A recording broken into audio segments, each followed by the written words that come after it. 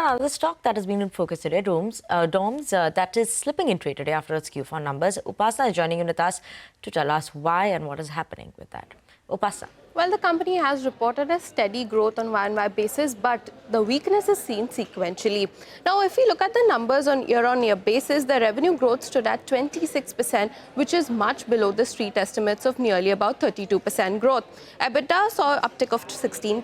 EBITDA margins under pressure down about 140 basis points at 17.4%, and PAT was just up about 9%, again below the street estimates. Gross profit remains steady at 44%.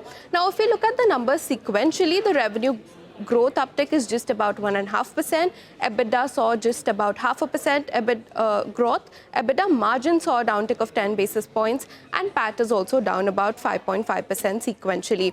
Now, if we look at the company's key segment, that is stationery, which forms nearly 91% of the overall sales mix, the revenue growth here is 14% and margins down as high as 90 basis points, dragging the overall margins of the company. Now, board has also approved an investment of 6 crores to acquire 51% stake in Supertreads Private Limited with an objective to enhance the capabilities in paper stationery segment and also to serve the growing demand in East India is what the company has indicated.